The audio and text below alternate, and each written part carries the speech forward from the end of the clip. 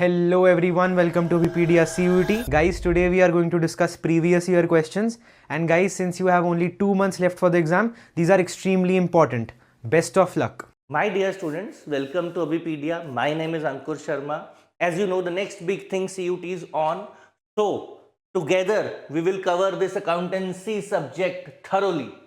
And today we will be discussing previous year questions. As you all know, ये previous year questions जो होते हैं बहुत important होते हैं बिकॉज यही आपका बेस बनाते हैं प्रिपरेशन का. तो आज का पहला क्वेश्चन है, इसको देखो, क्वेश्चन को हम रीड करेंगे thoroughly. When a company issues share in open market and the amount payable in installment, what is the sequence of amount demanded by company? You have to see the sequence of amount in the company. First option is money received on calls, फिर money due on calls, allotment money received, application money, transfer to share capital, allotment money due. ऐसे options हैं. तो what you will do is you will not look into these. यहां नहीं देखेंगे आप अपना पहले एक सीक्वेंस बनाएंगे and then you will match here. सबसे पहले देखें तो क्या होता है, अगर आप इन सबको देखें, अलॉटमेंट एप्लीकेशन ढूंढो कहां है, ये रहा application money transfer to share capital. तो पहले आ गया डी. इसके बाद देखो अलॉटमेंट मनी जो है वो ड्यू की जाती है, सबको मालूम है, तो ये आ जाएगा ई. उसके बाद अलॉटमेंट मनी हमें रिसीव हो जाएगी, है ना, पैसा आ जाएगा हमारे पास, तो ये बनेगा सी. फिर उसके बाद कॉल्स की बारी आती है, फर्स्ट कॉल सेकंड कॉल. तो पहले कॉल मनी जो है वो ड्यू करते हैं, यानी कि बी ऑप्शन, और फिर लास्ट में ये जो कॉल मनी है ये रिसीव हो जाती है. कॉल्स एक भी हो सकती हैं, ज्यादा भी हो सकती हैं, इट डिपेंड्स. ठीक है, तो ये आपका जो है सीक्वेंस बनता है. अब इस सीक्वेंस को आप जो है नीचे मैच कर सकते हैं, ये किसके साथ मैच हो रहा है. तो डी ई सी बी ए, डी ई सी बी ए, तो ये कहां मैच हो रहा है, ये सेकंड ऑप्शन से मैच हो रहा है. ये सीक्वेंस वाले क्वेश्चंस काफी आए हुए हैं, तो इनकी आपने प्रैक्टिस करनी है. ठीक है, आप अगर सीधा यहां से देख के बनाने लग जाएंगे तो that will take time and you will get confused. तो अपना सीक्वेंस बना के then try to match here, फिर आप देखो. ठीक है, अब नेक्स्ट क्वेश्चन आपका, match list one with list two, है ना. लिस्ट वन को लिस्ट टू से बनाना है, मतलब मैच द फॉलोइंग है बेसिकली. काफी जो है ऐसे क्वेश्चन आए हुए हैं, मैच द फॉलोइंग वाले क्वेश्चन भी काफी आए हुए हैं ऐसे करके. तो सीक्वेंस वाले और ये वाले ऐसे क्वेश्चंस काफी आए हैं. अब देखो, इनमें चीजें पढ़नी पड़ेंगी और फिर इसमें भी वही है, you have to make your own scenario and then you will check here. तो ट्रांसफर ऑफ अक्यूमुलेटेड प्रॉफिट दिया है, अनरिकॉर्डेड एसेट सोल्ड दिया है, on dissolution of firm manager commission दिया है, पार्टनर्स कमीशन दिया है. तो आप एक एक करके जो है यहां से ऑप्शन ढूंढते रहेंगे. जैसे अगर हम बात करें ट्रांसफर ऑफ एक्यूमुलेटेड प्रॉफिट्स, तो बताओ जरा किसके साथ मैच होना चाहिए ये ए वाला. ट्रांसफर ऑफ एक्यूमुलेटेड प्रॉफिट्स जो है वो कहां जाता है, पार्टनर्स कैपिटल अकाउंट में जाता है, तो इसके आगे हम लिख देते हैं ए. फिर next thing is unrecorded asset sold on dissolution of a firm. जितने अनरिकॉर्डेड एसेट होते हैं, ठीक है, आप बेच देते हैं जब फर्म डिसोल्यूशन होती है फर्म की, तो वो हम रियलाइजेशन अकाउंट में डालते हैं. तो बी जो है वो यहां आना चाहिए. ठीक है, ऐसे ही थर्ड, मैनेजर कमीशन और पार्टनर कमीशन. बताओ जरा मैनेजर कमीशन और पार्टनर कमीशन कहां आएगा, फटाफट से बताओ जरा, देन वी विल मैच. तो ये जो मैनेजर कमीशन है ये आपकी, ये कहां जानी चाहिए, ये जानी चाहिए यहां पे प्रॉफिट एंड लॉस अकाउंट में, यानी सी का हो गया, यहां पे आ गया सी. फिर आ गया आपका लास्ट पार्टनर कमीशन. तो पार्टनर कमीशन ऑप्शन भी एक बचा, और वैसे भी आपको पता है कि पार्टनर की कमीशन तो पीएनएल एप्रोप्रिएशन अकाउंट में जाती है, प्रॉफिट एंड लॉस अकाउंट में नहीं जाती है, ये आपको मालूम होना चाहिए. ठीक है, तो यहां पे आ गया डी. अब आपका सीक्वेंस बन गया ए के साथ, ये जो ए है, ए के साथ आपका हो गया 4, है ना, ए के साथ हो गया 4, बी के साथ हो गया 1. ठीक है, तो अब ऐसे करके, और सी के साथ हो गया आपका 2, और लास्ट डी के साथ हो गया आपका ये 3rd. तो ये सीक्वेंस आपका बन गया, और फटाफट से ऑप्शन जो है आपकी आप टिक कर लो.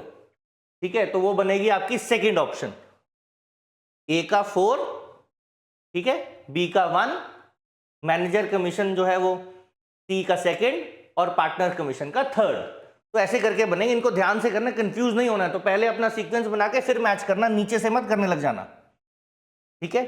अब नेक्स्ट आपका क्वेश्चन इसी का, identify that accounts to which share of profit of deceased partner is debited from the date of last balance sheet to the date of his or her death.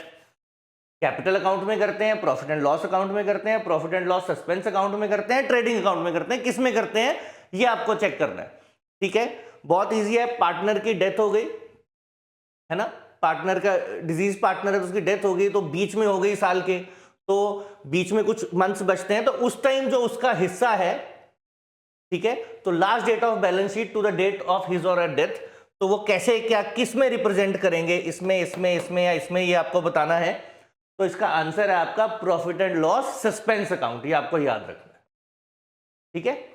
Profit and loss suspense account में डालते हैं और बाद में जाके फिर बाकी जो पेमेंट्स है उसकी वो हम कर देते हैं। और अगर हम इसका देखें कि इसकी जर्नल एंट्री क्या होगी, तो प्रॉफिट एंड लॉस अकाउंट जो है वो डेबिट हो जाएगा और आपका प्रॉफिट एंड लॉस डेबिट हो जाएगा, और जो आपका डिजीज पार्टनर है वो आपका उसका अकाउंट जो है वो हम कैपिटल अकाउंट जो है वो क्रेडिट कर देते हैं, ठीक है। बाद में जो है उसके एग्जीक्यूटर अकाउंट में भी ट्रांसफर करते हैं, बट लेटर ऑन की बात है। अब आपका next question, which of the following will be added to operating profit before working capital changes while preparing cash flow statement from indirect method।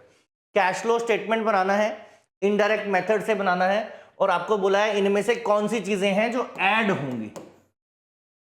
एक ही ऑप्शन होनी चाहिए जो ऐड होनी, क्योंकि सीक्वेंस तो है नहीं, ओनली वन ऑप्शन जो इसमें ऐड होगी।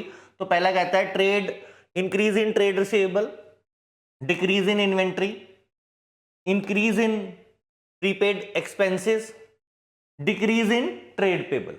तो आपको ये समझना है, तो आपको ये देख क्या समझना है, देखो ये क्वेश्चन करने के लिए आपको ये पता होना चाहिए, अगर एसेट जो है हमारा, अगर एसेट जो है हमारा इंक्रीज होता है, अगर एसेट हमारा इंक्रीज होता है तो हम क्या करते हैं उसको, और एसेट डिक्रीज है तो हमें क्या करना है।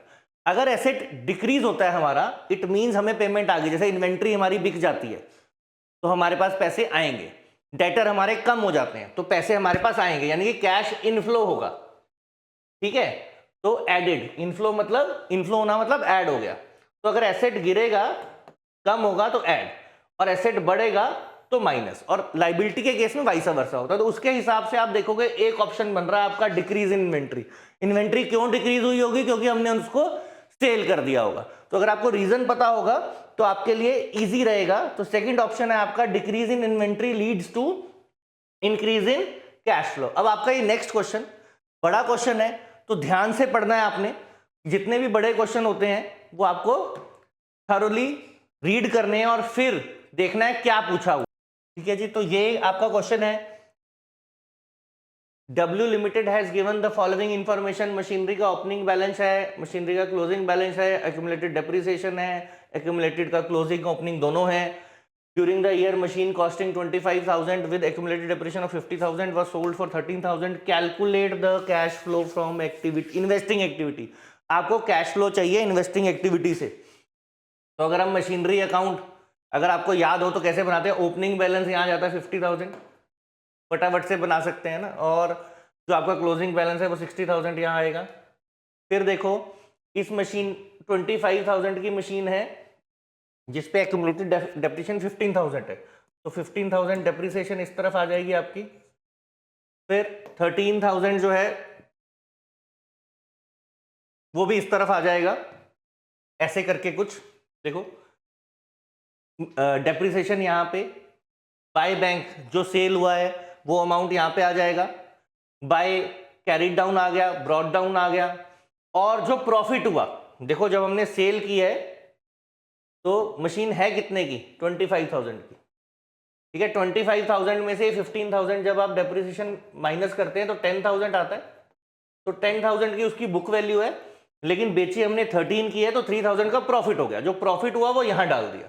जब आपने इसको बैलेंस किया तो हमारे पास इस तरफ बैलेंस बच रहा है। इस तरफ बैलेंस बचने का मतलब होता है कि हमने और मशीन परचेज की है। तो और मशीन परचेज करना मतलब पैसे आ गए, आप पैसे आपके चले गए, आउटफ्लो हो गया। तो आउटफ्लो कितने का है, 35,000 का, और और इनफ्लो भी हुआ ना इस मशीन से, ये 13,000 आए भी तो हैं, तो इन दोनों को जब आप नेट करोगे तो आपका 22,000 आ जाएगा। और 22,000 क्या आएगा, देखो आउटफ्लो ज्यादा है इनफ्लो कम है, तो नेगेटिव। ये दो ऑप्शन है 22,000 की, ये रिप्रेजेंट कर रहा है इनफ्लो को, ये रिप्रेजेंट कर रहा है आउटफ्लो का, तो आपका नेट आउटफ्लो हो रहा है, ये आपने ध्यान रखना है, तो ऑप्शन बनेगा ये वाला। ठीक है जी, नेक्स्ट क्वेश्चन पे चलेंगे आज के। तो सेशन आपके लिए इंफॉर्मेटिव रहा तो आपने जरूर कमेंट में मुझे बताना है। If you want something else, any other topic to be covered, वो भी आप मुझे बता सकते हैं, I will bring it to you. अभी if there is no claim against workman compensation reserve, it is dash at the time of admission of the partner. Workman compensation reserve बनाया हुआ था, उस पर कोई क्लेम नहीं आया, नया पार्टनर आ गया, तो अब उसको करना क्या है, क्या करेंगे, उसका फिल इन द ब्लैंक करना है। इसमें से सही ऑप्शन कहता है debit to old partners capital account, credit to all partners, ये ध्यान रखना ऑल पार्टनर्स, यहां पे लिखा है ओल्ड पार्टनर्स, फिर क्रेडिट टू ओल्ड पार्टनर, फिर डेबिट टू ऑल पार्टनर्स। तो पहले तो आपको इस चीज पे पता होना चाहिए कि ये जो वर्कमैन कंपनसेशन रिजर्व है ये पुराने पार्टनर्स का ही है ना, नया पार्टनर आया उसका इससे कोई लेना देना नहीं है, तो ओल्ड पार्टनर होना चाहिए। फिर आपको देखना है कि इसको आपको डेबिट करना है कि आप इसको क्रेडिट करेंगे, तो आपको ध्यान रखना है क्या करेंगे, क्रेडिट करेंगे। ठीक है, will be credited to old partners capital account, उनके यहां पे इधर क्रेडिट में यहां पे एंट्री जाती है इसकी, क्योंकि इससे उनके कैपिटल इंक्रीज हो जाएंगे। ठीक है, पुराना वर्कमैन कंपनसेशन फंड था, पुराने पार्टनर्स को दे देंगे, बांट देंगे, उन्हीं का इससे लेना देना है। नए वालों का, नया वाला जब आएगा तो नया हिसाब किताब स्टार्ट होगा। ठीक है जी, अब ये फिर सीक्वेंस का क्वेश्चन है। सीक्वेंस में मैंने आपको बोला पहले ये पढ़ करके अपना सीक्वेंस खुद बना लेते, तो ध्यान से रीड करना है क्वेश्चन, बनाओ अपना सीक्वेंस फटाफट से, देखते हैं कौन बनाता है। Complete the sequence where interest on capital has to be provided as per partnership deed, but available profits are not sufficient to provide full amount of interest on capital। कहता पार्टनरशिप डीड कहती है कि interest on capital दे दो, लेकिन जो profits हैं वो इतने नहीं है, सफिशिएंट नहीं है कि आप उन्हें जितना इंटरेस्ट ऑन कैपिटल बन रहा है वो पूरा दे पाओ, है ना, तो उतनी सफिशिएंट जो है वो नहीं है। तो हमें क्या करना है, हमें ये सीक्वेंस रीड करके ये बताना है कि कौन सा जो है वो सही सीक्वेंस है। ठीक है, तो हम अपना बनाते हैं, पहले देख रहे हैं it is an appropriation calculate interest on capital for all the partners at given rate, divide the available amount in the capital ratio among the partners. ठीक है, calculate the ratio between partners, consider the partnership deed and decide whether the interest on capital is charge or an appropriation। तो सबसे पहले तो ये होना चाहिए, ये सबसे पहले फर्स्ट नंबर पे कि पहले पार्टनरशिप डीड देखेंगे, फिर देखेंगे कि जो इंटरेस्ट ऑन कैपिटल है वो चार्ज अगेंस्ट प्रॉफिट है या एप्रोप्रिएशन है। अगर चार्ज है फिर तो देना ही देना पड़ेगा, फिर तो बात ही खत्म होगी, कैलकुलेट करने की जरूरत ही नहीं है। लेकिन अगर एप्रोप्रिएशन है फिर आगे चलेंगे। अब उसके बाद ये बनना चाहिए, देखो step second, if it is an appropriation calculate, तो पहले आ गया आपका डी, फिर आएगा आपका A. If it is an appropriation calculate interest on capital for all partners at given rate. ठीक है, तो फिर हम कैलकुलेट करेंगे कितना इंटरेस्ट ऑन कैपिटल इनका बनता है, फिर देखेंगे कितना जो है अवेलेबल प्रॉफिट है, सफिशिएंट है तो पूरा पूरा बट जाएगा, अगर सफिशिएंट नहीं है तो प्रोपोर्शनेट बटेगा। लेकिन सबसे पहले उसके बाद देखना तो यही पड़ेगा, DAE है ना, पहले देखने का कंसीडर द अवेलेबल प्रॉफिट्स। ठीक है, उसके बाद फिर क्या करेंगे, कैलकुलेट करेंगे रेशो बिटवीन पार्टनर्स, तो C आ जाएगा, और लास्ट में आएगा ये B जब हम डिवाइड कर देंगे अमाउंट। तो ये बना लिया मैंने सीक्वेंस, अब इसको आप यहां पे मैच कर लो। तो D से शुरू हो रहा है, सॉरी ये लास्ट में B है, B ये वाला ना, तो D से शुरू हो रहा है, B पे एंड हो रहा है, DBAEC ये वाला बन जाएगा। ठीक है, तो थर्ड ऑप्शन जो है ये आपका क्या है, आंसर है इसका। अब नेक्स्ट क्वेश्चन पे चलें। Next question says window dressing is a practice. Window dressing क्या होती है ये आपको बताना है। To manipulate the accounts to show better picture of the financial position than the actual one, to show excessive depreciation, depreciation ज्यादा दिखाने के लिए, to avoid tax, to reduce tax. अब आपको ये समझना है विंडो ड्रेसिंग क्यों की जाती है। विंडो ड्रेसिंग का मतलब ये होता है कि जो एक्चुअल अकाउंट्स नहीं है उनके अलावा थोड़े से अलग दिखा दो, मैनिपुलेट कर दो उनको, ठीक है, अकाउंट्स को, ताकि बेटर पिक्चर लगे। बेटर पिक्चर आप किसको दिखाओगे? या तो इन्वेस्टर्स को दिखाओगे, ठीक है, या आप किसी रेगुलेटरी बॉडी को दिखाना चाहते हो। तो फर्स्ट ऑप्शन जो है इसका सही है, to manipulate the accounts to show better picture of financial position than the actual one, तो दैट इज विंडो ड्रेसिंग, ठीक है।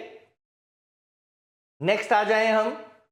ऑन 1 जुलाई 2022 सेंचर limited issued 25 lakh 8% debentures of 100 each as a collateral security to first level bank against loan dues of 20 lakh. How much will be shown in the balance sheet? Balance sheet में कितना दिखाना है? ये point important है। Collateral security दिया है, मतलब loan के अगेंस्ट सिक्योरिटी में डिबेंचर किए हमने जमा, कोलेट्रल दिया उसको, तो 25,000 आएगा, या दोनों को जोड़ करके कहता है 45,000 आएगा, या बोलते हैं सिर्फ 20,000 ही लिखेंगे, या 70,000 लिखेंगे। तो आपको यह समझना है जब भी ऐसे कोलेट्रल में हम डिबेंचर्स देते हैं, है ना, एज अ कोलेट्रल देते हैं डिबेंचर्स, तो हमने सिर्फ उनका जो लोन अमाउंट होता है वही बैलेंस शीट में शो करते हैं। तो ऑप्शन बनेगी third, only loan amount will be shown in the balance sheet, ठीक है, सिर्फ लोन अमाउंट आएगा, ये ध्यान रखना है आपको, ठीक है जी। अब क्वेश्चन हमारा मिस तो नहीं हो गया कोई?